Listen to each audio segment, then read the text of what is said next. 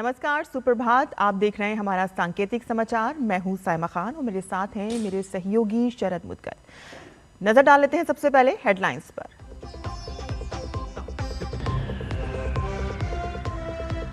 प्रधानमंत्री नरेंद्र मोदी आज केरल में 3 अमृत भारत ट्रेन समेत कई विकास परियोजनाओं की करेंगे शुरुआत। तमिलनाडु में एनडीए के सभी नेताओं की मौजूदगी में करेंगे जनसभा।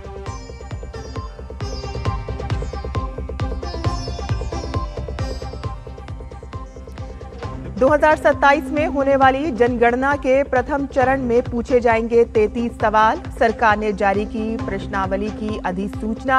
1 अप्रैल 2026 से शुरू होगा प्रथम चरण।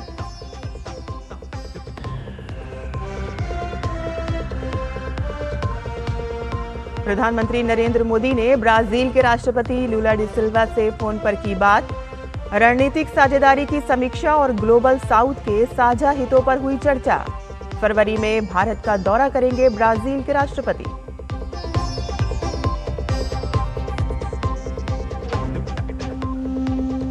यूरोपीय संघ के राजदूतों से विदेश मंत्री डॉक्टर एस जयशंकर की मुलाकात। कहा कि बढ़ती वैश्विक अस्थिरता के बीच भारत ईयू मजबूत रिश्ते वैश्विक सुरक्षा के लिए महत्वपूर्ण।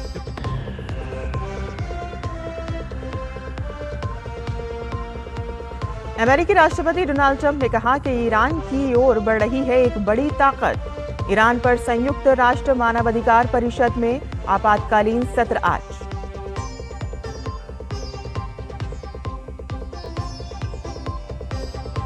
और नागपुर में जीत के बाद अब रायपुर में भारत की न्यूजीलैंड के साथ भिड़ंत। 5 मैचों की T20 सीरीज में टीम इंडिया 1-0 की बढ़त पर।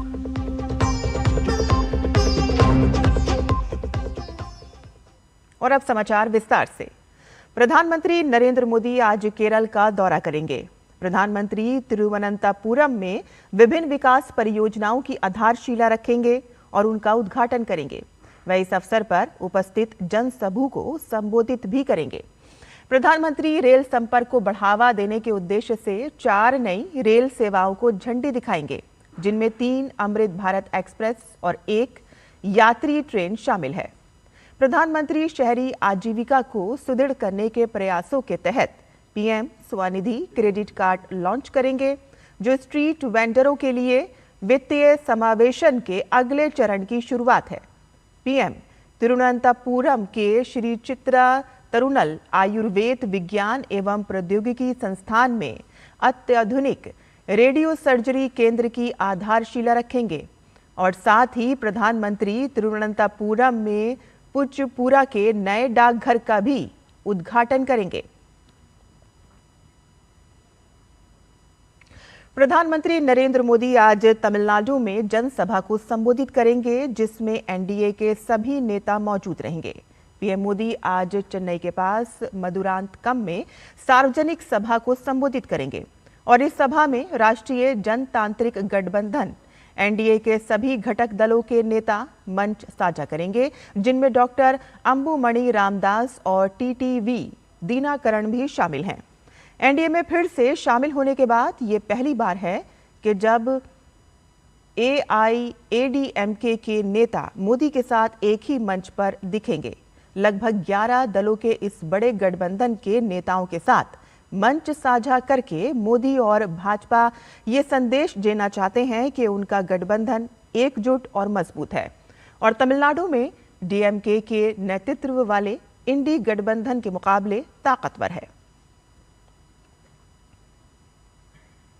प्रधानमंत्री नरेंद्र मोदी ने कल ब्राजील के राष्ट्रपति लुला डी सिल्वा से फोन पर बात की। दोनों नेताओं ने भारत ब्राजील रणनीतिक साझेदारी को और मजबूत करने तथा आने वाले वर्ष में इसे अधिक ऊंचाइयों पर ले जाने की प्रतिबद्धता दोहराई। विदेश मंत्रालय ने एक बयान में कहा कि दोनों नेताओं ने व्यापार और निवेश, प्रौद्योगिकी, रक्षा, ऊर्जा, स्वास्थ्य, कृषि और जन संबंधी मामलों के हितों और कई क्षेत्रों में द्विपक्षीय सहयोग में हुई महत्वपूर्ण प्रगति पर संतोष व्यक्त किया। दोनों नेताओं ने पारस्परिक हित के क्षेत्रीय और वैश्विक मुद्दों पर भी विचार विमर्श किया। उन्होंने साझा चुनौतियों से निपटने में बहुपक्षवाद के महत्व पर भी जोर दिया। प्रधानमंत्री मोदी ने बताया कि ब्राजील के राष्ट्रपति जल्द ही भारत के दौरे पर आएंगे। सरकार ने जनगणना के पहले चरण के दौरान नागरिकों से पूछे जाने वाले 33 प्रश्नों की सूची जारी कर दी है और ये चरण 1 अप्रैल से शुरू हो रहा है। पहले चरण में घरों की सूची तैयार की जाएगी और इसके लिए प्रत्येक राज्य और केंद्र शासित प्रदेश की ओर से निर्धारित 30 दिनों की अवधि में अभियान चलाया जाएगा। ये चरण 30 सितंबर तक जारी रहेगा।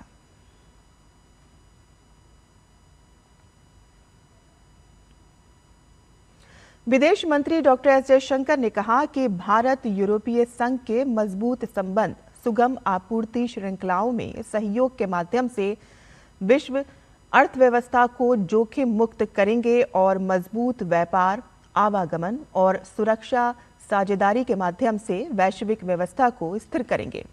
नई दिल्ली में यूरोपीय संघ के राजदूतों से बातचीत में डॉक्टर एस जयशंकर ने उनसे अस्थिरता और अनिश्चितता की मौजूदा वैश्विक स्थिति पर चर्चा की।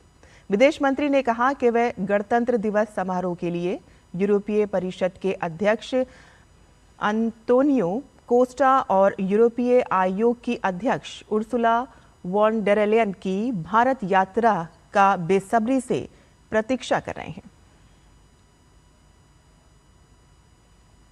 अमेरिकी राष्ट्रपति डोनाल्ड ट्रंप ने कहा है कि ईरान की ओर एक बड़ी सेना बढ़ रही है और अमेरिका हालात पर करीबी नजर रख रहा है। ये बयान उन्होंने दावोस में दौरे से लौटते समय एयरफोर्स 1 में दिया। अमेरिकी अधिकारियों के मुताबिक आने वाले दिनों में एक विमान वाहक पोत, स्ट्राइक ग्रुप और अन्य सैन्य साजोसामान मध्य पूर्व पहुंचेंगे और उसमें यूएसएस अब्राहम लिंकन, विध्वंसक पोत और लड़ाकू विमान शामिल हैं। ईरान में विरोध प्रदर्शन पर कार्रवाई के बाद दोनों देशों के बीच तनाव बढ़ा है। अमेरिका की ये तैनाती उसी बढ़ते तनाव से जोड़कर देखी जा रही है। आज ईरान पर संयुक्त राष्ट्र मानवाधिकार परिषद में आपात बैठक बुलाई गई है।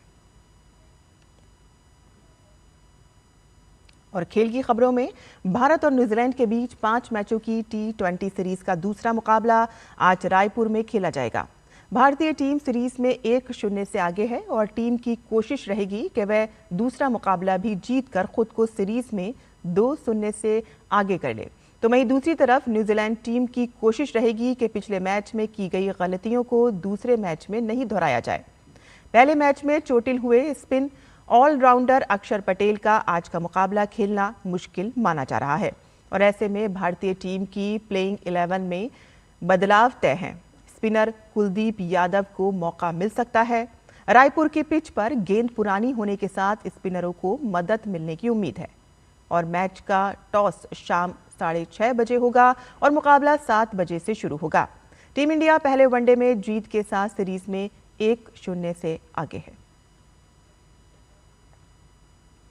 और आज देश भर में बसंत पंचमी का त्योहार मनाया जा रहा है। ये दिन मां सरस्वती, ज्ञान, विद्या और कला की देवी को समर्पित है। बसंत पंचमी के साथ ही प्रकृति में बसंत ऋतु का आगमन भी माना जाता है और इस अवसर पर प्रयागराज में आयोजित माघ मेले में बसंत पंचमी के प्रमुख स्नान पर आस्था की डुबकी लगा रहे हैं।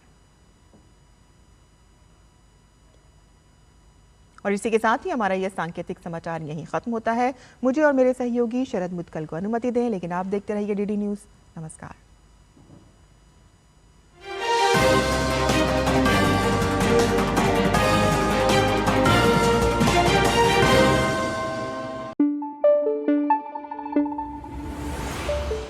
Thank you.